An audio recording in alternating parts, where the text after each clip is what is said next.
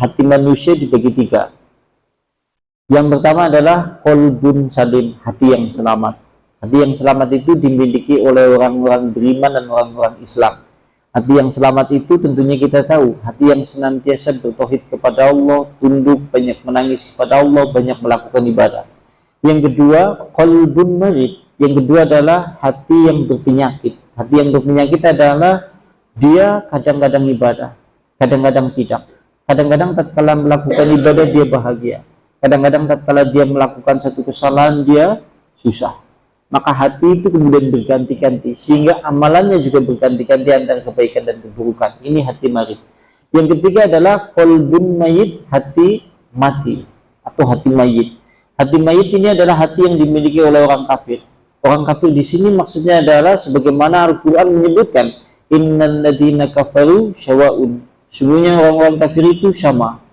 A'andartahum am lam tundirhum la yu'minun. Apakah engkau memberi nasihat kepadanya atau tidak memberi nasihat? Hatinya tetap tidak beriman. Maka ini yang dimaksud dengan qalbun mayit, hati yang mati.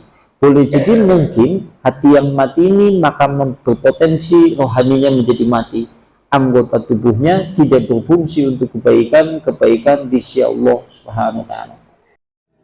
La ilaha illallah Muhammadun Rasulullah alaihi salatullah wa alihi wal ahibbah. La ilaha illallah. Dan berikutnya wa mukhallidatin nas, itu bergaul dengan manusia. Maksud bergaul dengan manusia ini adalah bergaul dengan manusia yang notabene mereka adalah orang-orang yang fajir. Mereka adalah orang-orang yang ahli maksiat.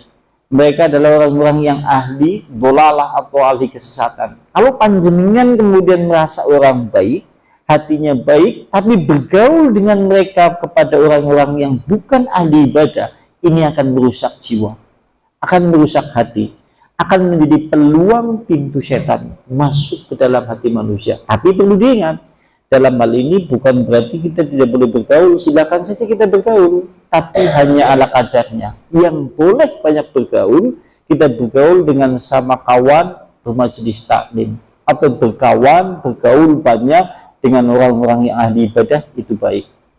Makanya kalau Yahya bin Ma'in, ini Yahya bin Ma'in, Yahya bin Ma'in kalau dalam kitab Sifatus Shaffah itu disebutkan, carilah hatimu pada 4. Di antaranya adalah berkumpul dengan hamba-hamba Allah yang soleh. Sampean kepengin goleti atine sampean, bergaulah dengan banyak-banyak orang soleh. Ngono sampean duduk bermajelis taklim, maka akan menjadikan hati panjenengan ketemu lagi pada tempatnya. Dan ini tidak bisa dibohongi seperti ini. Ini orang bisa dilemboni. Untuk mengetahui apakah kita hatinya termasuk hati yang baik atau tidak, kepenak. Hati yang baik itu tidak akan betah di tempat yang tidak baik. Wong kalau hatinya sudah baik, maka tidak akan betah di tempat yang tidak baik. Logikanya seperti ini. Kalau Anda ahli ngaji, Anda ahli ibadah, Anda ahli sholat subuh, duhur, asar, ahli berjamaah, Anda itu ahli melakukan kebaikan-kebaikan yang banyak. Begitu panjenengan duduk di tempat kemaksiatan, panjenengan tidak akan betah. Kalau panjenengan hatinya baik. Begitu sebaliknya, kalau orang ahli maksiat, ahli kefajiran, ahli kemaksiatan, ahli kesesatan, dia juga tidak akan betah duduk lama-lama di tempat yang baik. Orang terbiasa dia minum minuman keras, terbiasa meninggalkan sholat, pergaulannya pergaulan hitam, sering makan sesuatu yang haram. Suatu saat kemudian duduk di majelis taklim, hatinya tidak betah. Sing bingungi kayak dewek. Sing bingungi kan kayak dewek ya. Ini kan risalah yang ditulis di dalam kitab ini. Sing bingungi kayak dewek. Kita mengaku orang beriman, memiliki hati pula, tapi di tempat maksiat ya betah, di tempat bagus ya betah. Kadang-kadang malah sing terbalik.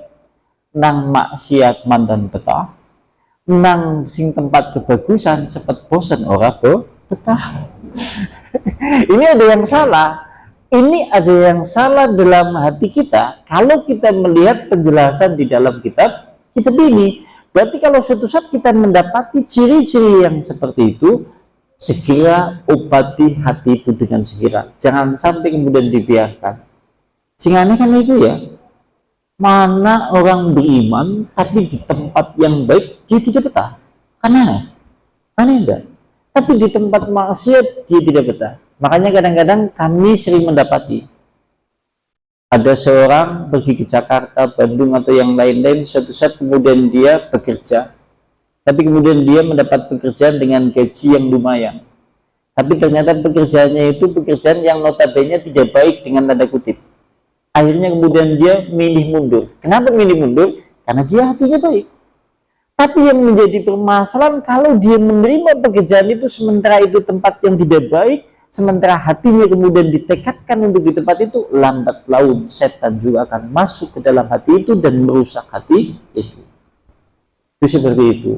Wah, ini risalah yang ditulis di dalam kitab ini. Dan berikutnya, i'lam anna qalba, i'lam ketahuilah, sesungguhnya hati manusia pada dasarnya, pada dasar fitrahnya, qabilun lil huda. Pada dasarnya hati manusia sebetulnya secara fitrah itu menerima hidayah. Sampean semua melihat manusia yang ada di belahan dunia ini, siapapun saja orangnya, secara hati nurani yang paling dalam, yang paling kecil di dalam sanubarinya, dia sebetulnya menerima kebaikan dan hidayah. Bulannya santen rasa gumun. Ada orang yang tidak pernah sholat, ada orang yang tidak pernah mengaji, ada orang yang kemudian tidak pernah melakukan kebaikan-kebaikan, tapi bicaranya bagus. Kalau yang senang yang dengar wong ngaji lu, masya Allah, aku janjinya kepengen tobat. Ya memang secara hati nurani manusia, hati manusia pada dasarnya secara fitrah menerima hidayah. Aku ya janjinya kepengen sholat ning siku, bisa sholat lah. Pada dasarnya seperti itu. Yang jadi permasalahan syariatnya adalah apakah tatkala kemudian dia berkata seperti itu, perbuatannya, kemudian amalannya mengikuti apa yang menjadi perkataannya. Inilah yang dinilai di dalam Islam. Nek esinang hati ya wis dibiji, tapi ngunin biji sempurna engkau nek dewek wis lakoni. Sampai mulai nek suatu saat ada orang cerita, karena kan lucu-lucu mungkin, Kang, sampean ngaji apa? Kang, hari sampean sudah terbiasa ngaji apa? Iya ya. Ngajinya malam apa saja? Malam Senin misal. Malam Senin ada 2, malam Sabtu juga ada. Silakan kalau panjang. Aku ya janjinya kepengen bu. Aku bisa kepengen janjinya nek sokanen liwat kayak ketemu ngaji. Kita lihat saja. Besok datang apa tidak? Kalau tidak datang, itu hanya bunga-bunga bicara saja. Karena hatinya pada dasarnya belum sampai menuju ke arah sana, sekalipun secara hati yang paling dalam pada dasarnya manusia menerima hidayah. Dan berikutnya, wa bimma wadana fihi minasyahawa wal hawa, di samping secara fitrah hati itu bisa menerima hidayah, tapi pada dasarnya pula hati manusia memiliki musuh, yaitu syahwat dan hawa nafsu. Tapi memiliki pengaruh, sekalipun fitrahnya seperti itu menerima hidayah, tapi syahwat, hawa nafsu ini yang kemudian bercokol di dalam hati manusia.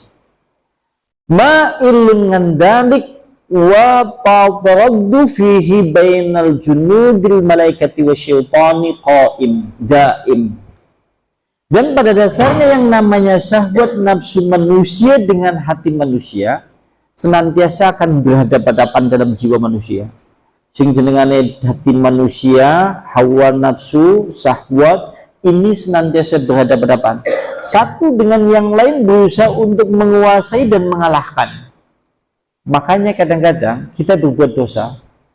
Suatu saat kalau kita tatkala menjadi orang baik, suatu saat berbuat dosa, maka pada saat itu hati kita sedang dikuasai oleh nafsu dan syahwat.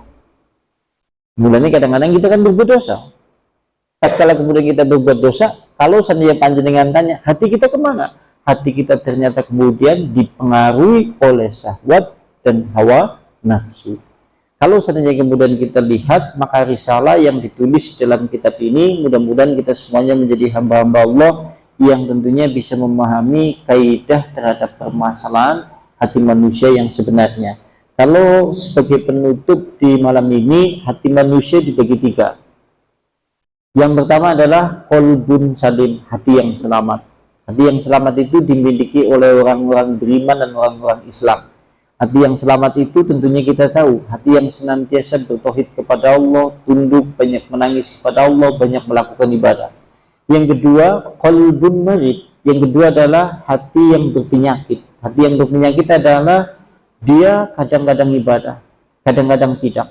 Kadang-kadang tatkala melakukan ibadah dia bahagia. Kadang-kadang tatkala dia melakukan satu kesalahan dia susah.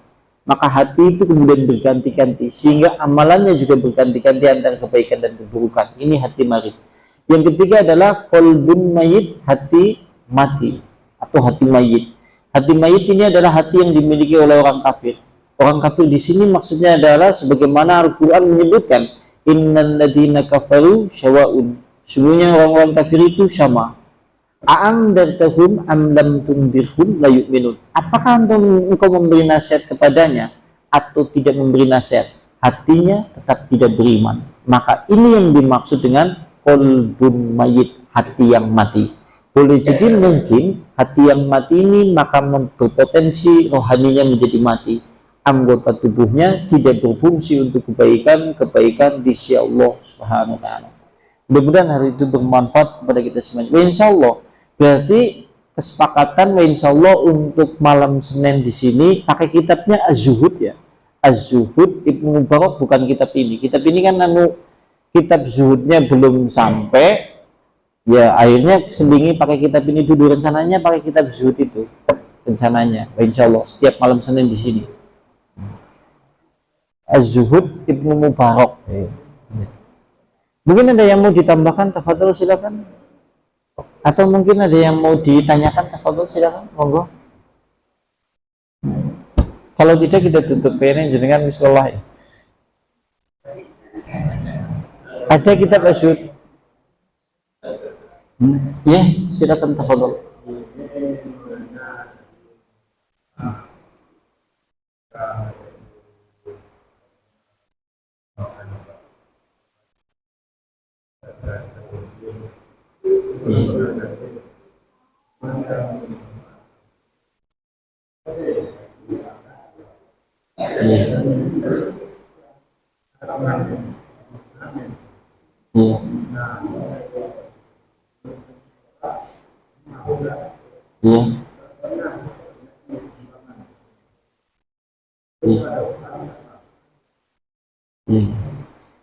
Gimana ya jelasnya, maksudnya saya tidak begitu dengar gimana ya tadi. Gimana? Iya pengamen. Iya pengamen. Ya terus gimana Pak? Tidak apa? Tidak dikasih. Iya, bagaimana hukumnya? Oh, pengamen itu tidak perlu dikasih Pak. Memang tidak boleh memberi kepada pengamen. Satu, kenapa tidak boleh memberi pengamen? Satu diantaranya dia kan bernyanyi dengan alat musik. Yang kedua, karena nyun sewu, kebiasaan pengamen ini kebiasaan ya, artinya tidak 100% semua pengamen seperti itu, tidak semuanya. Tapi kebanyakan pengamen hasil yang diperoleh itu biasanya untuk hura-hura. Maka ulama seperti ulama-ulama yang lain itu menghukumi dilarang kita memberi kepada pengamen sebetulnya seperti itu. Tapi kalau suatu saat memberi apakah boleh apa tidak, secara hukum pertama maka kita disuruh untuk tidak memberikan kepada pengamen seperti itu. Maaf nih saya agak hujan jadi tidak begitu terdengar.